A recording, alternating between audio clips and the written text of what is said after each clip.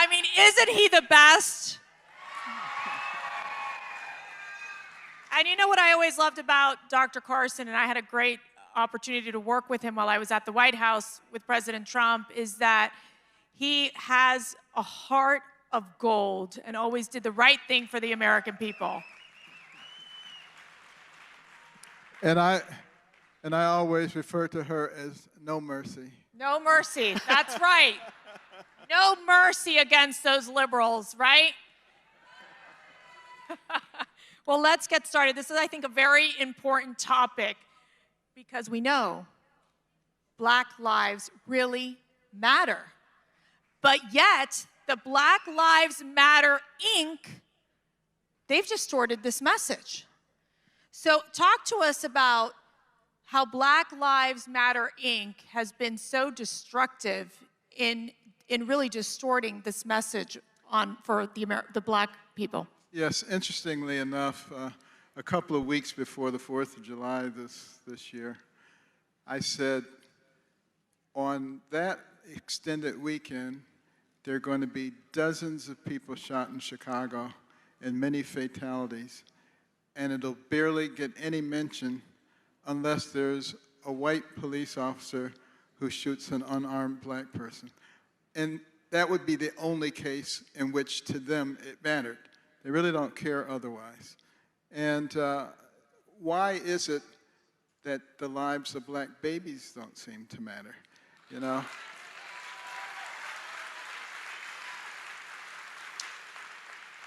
Margaret Sanger, the founder of Planned Parenthood, made sure that those clinics were primarily in the communities of minorities.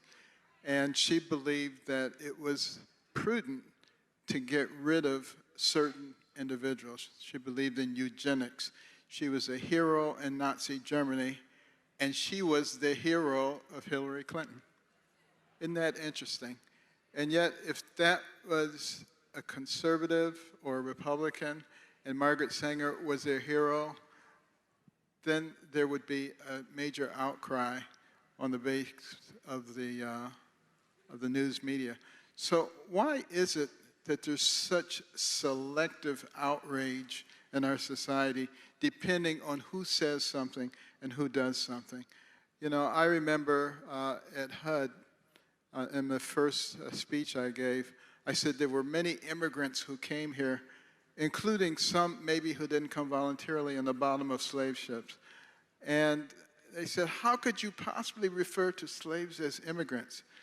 And then they found multiple episodes where Barack Obama referred to them as immigrants also. Oh, then it's okay. Such hypocrisy. And I think that's one of the reasons that the news media these days rates just a little bit below used car salesmen in terms of credibility. But you bring up the news media, and I would say the left that are implementing these Marxist ideology in terms of the destruction of the nuclear family, where it's really the government that's in charge of your life. How has this impacted the Black community? Well, when you look at what the Black community has been through, go all the way back to slavery. It was the family, the strong family units, and the faith in God that got people through that. That got people through Jim Crow, through severe segregation, through all the difficulties. But what really had a negative impact was when the government came along and said, there, you poor little thing. I'm going to take care of all your needs. And started implementing policies that were destructive to family formation. Those are the things that have hurt the Black community the most. And now you have the same people, you know, they claim that the party switched and that the Republicans became the Democrat because they don't want to admit what they did, but they're the same people. And the same people are now saying, let's defund the police.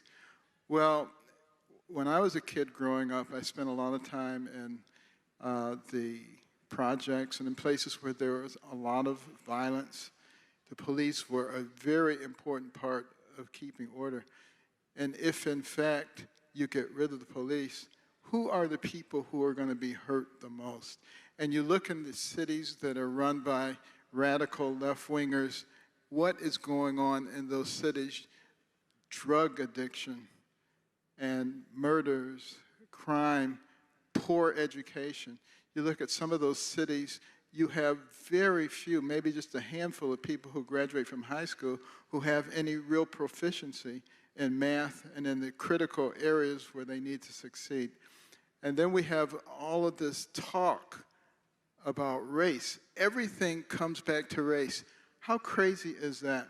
And I cannot buy into it because, first of all, I have tremendous faith in God. And what did he say? When you look in 1 Samuel 16:7, it says, "For man looketh on the outward appearance, but the Lord looketh on the heart." And you know, think about that. Isn't that the same thing that Dr. Martin Luther King was talking about when he said people should be judged on the basis of their character and not on the color of their skin? Why would you judge somebody on the basis of something that they cannot control? Wouldn't it make more sense to talk about something that they do have control over, their character? Isn't that what we should be talking about in America?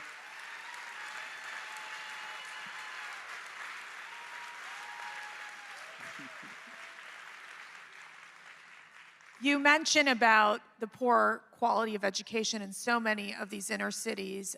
Obviously, and I think with the pandemic, we saw that the groups that were mostly impacted by the lockdowns and not allowing for in-school learning were low-income American children, as well as the minority communities. But then we're seeing this critical race theory being pushed on them while where we're failing in math and reading, the basics of what we need to learn.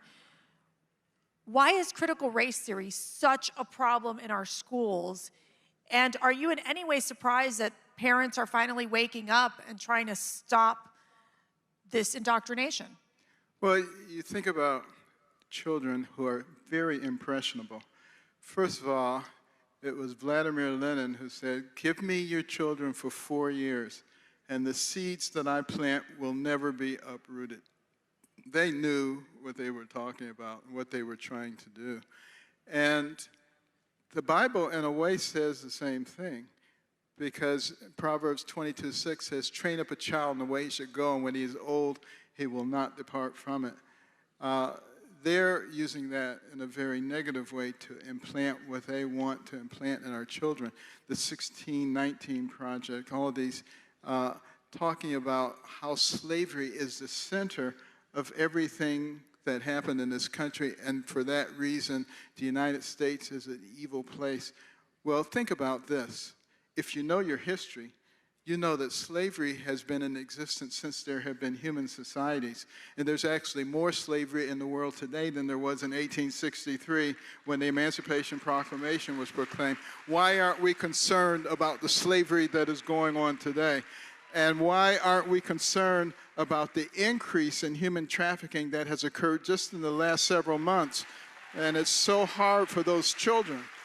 We should be thinking about that and dealing with that.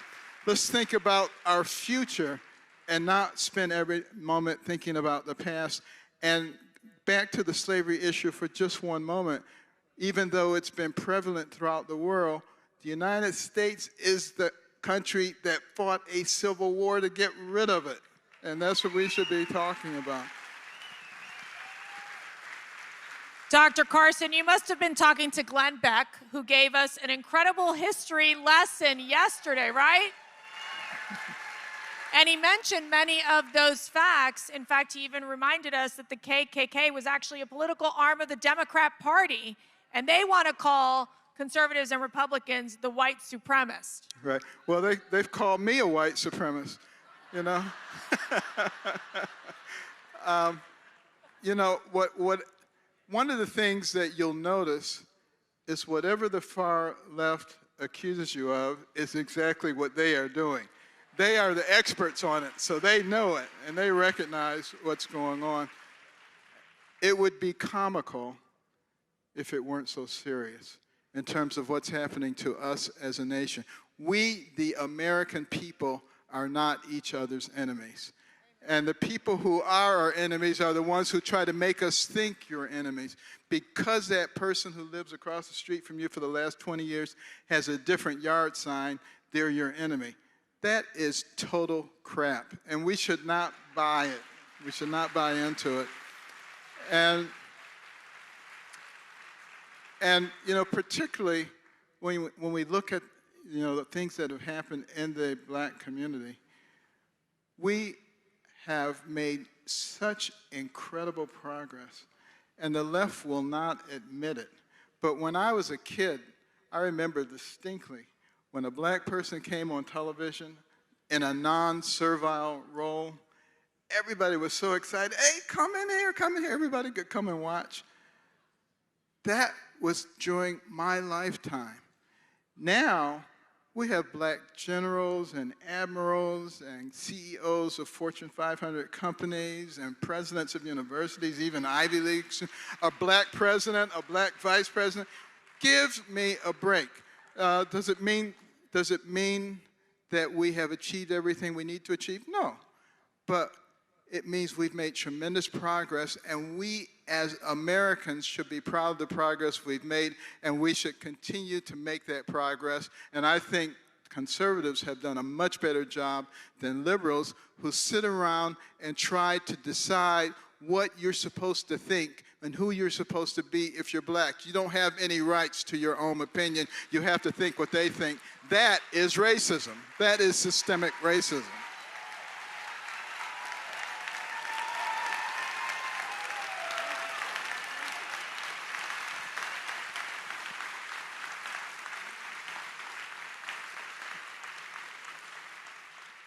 But Dr. Carson, we've had tremendous progress with the black community, but I really believe black conservatives have paid a price. I always find that even within the community and just liberals, they will pounce on black conservatives. Yes. So what's your message to black conservatives on pushing back and saying why what they stand for is truly American and it's for the right direction of our country? Well, you know, this is nothing new. There have always been people who wanted to keep the black community divided. You know, in the time of slavery, they would tell the slaves that worked in the house, you're better than the ones in the yard. The ones in the yard, you're better than the ones in the field. Keep them fighting amongst themselves because you didn't want them to coalesce. And then after slavery, the ones who were light-skinned, you're better than the ones who are dark-skinned. Today, the conservatives are your enemies, or the liberals are your enemies. Keep them fighting each other, because if people unite and look at what the real problems are, the real things that cause poverty and dysfunction, you know, like breaking up of the family, not having fathers in the home, not having traditional complete families, which is what God intended for people. And, you know, if we would do that, that would make a big difference. And recognize this, you know, if we were a systemically racist country, which is a narrative the left is trying to push, why would people be forming caravans trying to get in here? So that they could be persecuted? I don't think so. And in terms of per capita income, one of the groups with the highest per capita income, if not the highest in the United States, Nigerians. It so happens that most of them are black. And, but if you know any Nigerian families, you know that for them, the baseline is a bachelor's degree. Education. Education is the thing that makes people successful in our country. Why is it that so many on the left oppose choice in education? Why do they keep people depressed and ignorant and not functioning at a high level? Why is that? So recently we saw the Black Lives Matter Utah chapter say that the American flag is a symbol of hatred. What does the American flag mean to you? Well, all you have to do is think about the Star-Spangled Banner. And there was Francis Scott Key on that British frigate And they had said to General Armistead at Fort McHenry, take down that American flag or we will destroy you. And he didn't take that flag down, and they bombarded him all night long. And when Francis Scott Key got up at dawn and he looked, and believe it or not, that flag was still there with all the bombs bursting in air. And there were Americans on the ground dead who worked all night to make sure that that flag stayed up. That flag means freedom. It means freedom for every single one of us. And I will always stand and salute the American flag.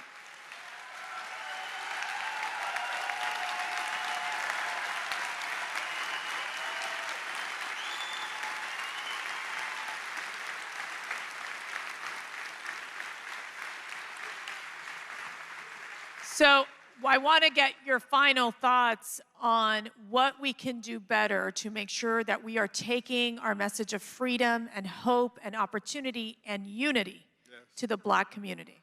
Well, that is so vitally important. What we have to recognize is that we have to be courageous. Each one of us has a sphere of influence. We need to be willing to stand up for the things that we believe in. You cannot be the land of the free if you're not the home of the brave. And that means every single one of us has to stand up. This is why we created the American Cornerstone Institute. Please, if you have an iPhone, go to our website, americancornerstone.org. Sign up, follow us on Twitter, on Facebook.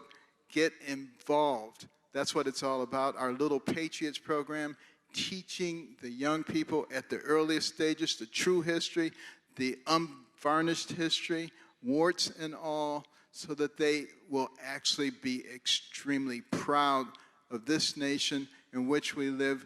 God gave us this nation. We are one nation under God.